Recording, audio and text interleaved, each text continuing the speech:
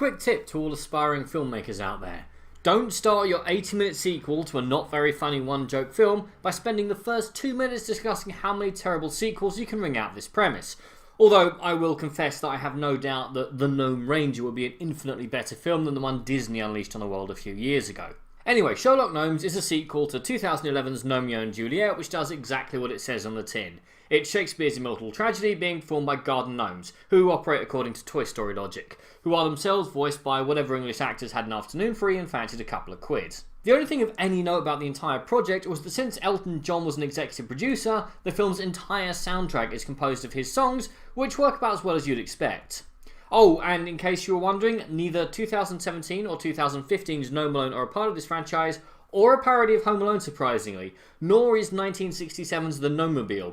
Seriously, there is a weirdly large amount of gnome films on IMDb. Read the 4 I've just described to you. Back to today's monstrosity, and we find it shockingly a parody of Sherlock Holmes set in the present day, where garden gnomes, Romeo and Juliet, recruit renowned detective Sherlock Gnomes to investigate the mysterious disappearance of other garden ornaments. Yeah, it's a direct sequel to the first one instead of a separate story in the same universe, which, with a few rewrites, it probably could and indeed should have been, as the original characters add so little that they could have just been passers-by or clients, or even removed entirely, they add so much.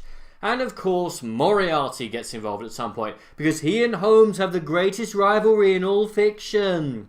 It's not like in the original books the character was introduced primarily as a narrative device to enable Doyle to kill Sherlock Holmes and only featured in 2 of the Sherlock Holmes stories. Sorry, personal bugbear.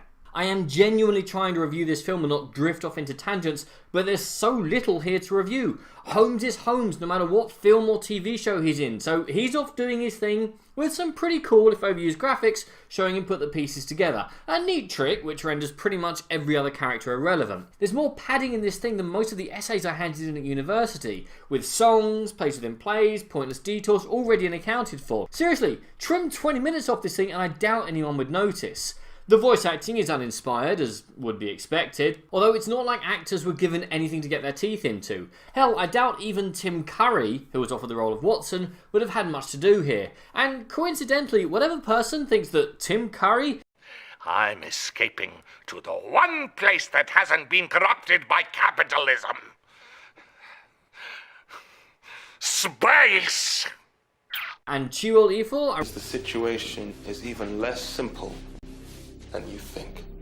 Are interchangeable. Can you please get in touch about whatever you were smoking at the time, because it's gotta be good stuff. It's not completely hopeless. I've seen worse animation and it does move along quick enough that it never outstays its welcome. There's an absence of toilet humour, which is always nice, and it's got a pretty neat twist towards the end, but I have no idea why this film exists and neither does it. All I can ask is what will be the next one in this baffling franchise?